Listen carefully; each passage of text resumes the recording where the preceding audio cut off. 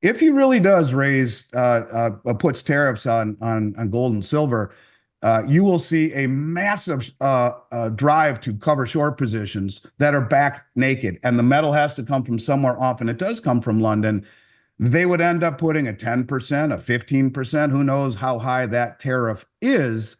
But this is why you're seeing short covering that pushed the price up over the last few days. And this is also why you're seeing a big spread between London spot and the futures by as much as 3%. These traders are basically saying, if we don't do this now and close out our position, if he puts the tariffs on, we're dead. The price can go to the moon, well over $3,000 an ounce in gold, and much, much, much higher. Miles Franklin CEO and precious metals expert Andy Schectman has issued a pressing warning to traders regarding the precious metals market, emphasizing the critical need to manage positions before potential tariff implementations. In his recent market analysis, Schectman suggests current price movements could herald the beginning of a substantial rally, with gold potentially exceeding $3,000 per ounce and silver set for further gains by year-end.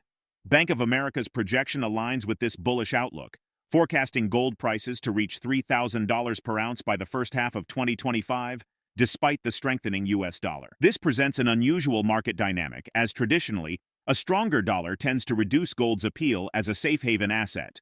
The bullish trajectory is supported by several key factors, including increasing macroeconomic uncertainty, rising debt levels, and heightened buying activity from central banks, reinforcing gold's position as a premier safe haven asset.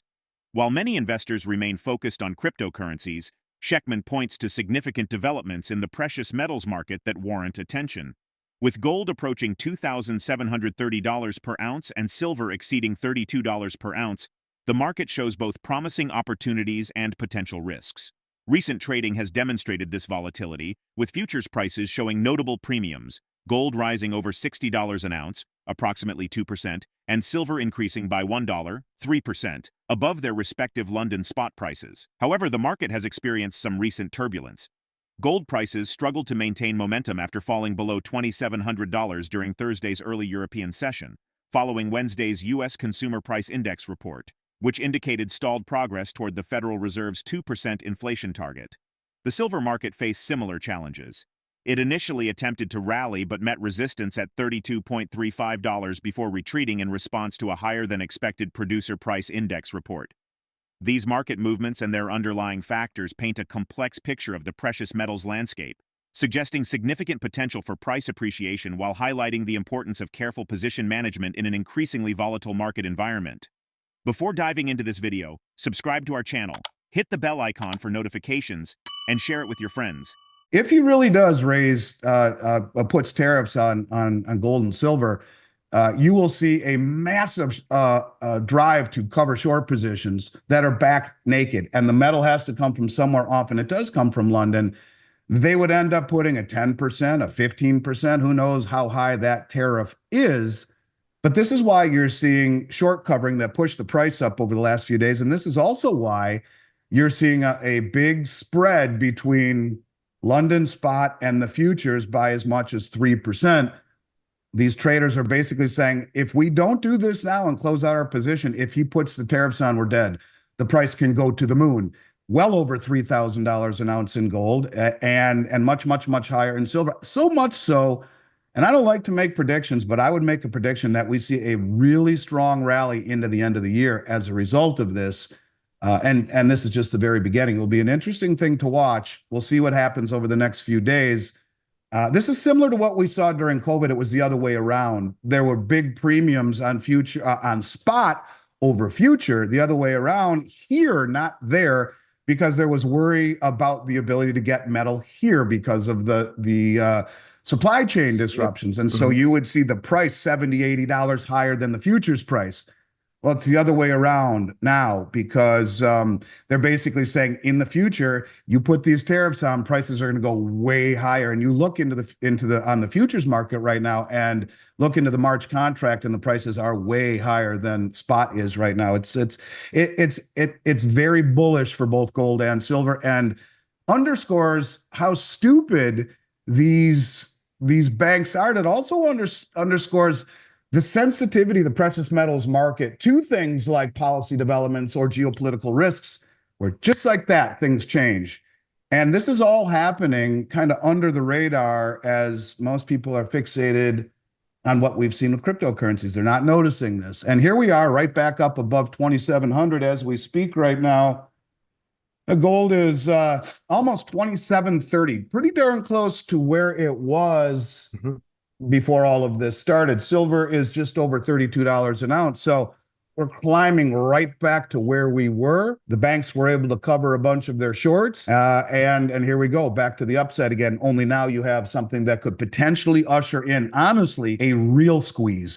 A squeeze because these short positions are massive. 700 million plus ounces of silver on COMEX, 4 to 6 billion ounces short on the LBMA. I mean, this is rocket fuel type of potential if this continues to move the way that it is. Andy Schectman highlights a significant shift as nations repatriate their gold reserves from Western institutions, reflecting growing concerns over the security of their holdings in Western banking systems.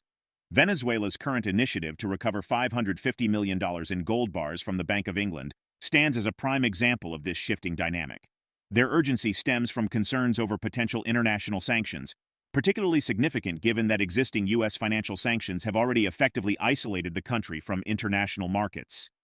This case exemplifies a broader movement among nations seeking direct control over their physical gold assets rather than maintaining faith in foreign custodianship. Schectman cites precious metals analyst Ted Butler's revelation about Bank of America's extensive naked short positions, approximately 40 million ounces in gold and over 1 billion ounces in silver. If faced with delivery demands, these positions could potentially trigger unprecedented price surges in both metals, destabilizing the market. Central banks' behavior provides additional evidence of this shifting landscape. Recent analysis from Bank of America reveals that central banks have more than tripled their gold reserves as a percentage of total holdings over the past decade, increasing from 3% to 10%. This dramatic rise reflects growing skepticism toward traditional safe haven assets and heightened appreciation for gold's enduring value in an increasingly uncertain economic environment. Let's get back to the video. We are now seeing up to 78% of all of the world's gold that, or at least the central bank gold held, is now in the countries that possess it. So in other words, another way of saying that is that 22%, that's it, 22% of central bank gold is held in these locations to give direct access to the COMEX and the LBMA. So, 1 out of every 4 ounces, the rest has been repatriated. This is a big deal.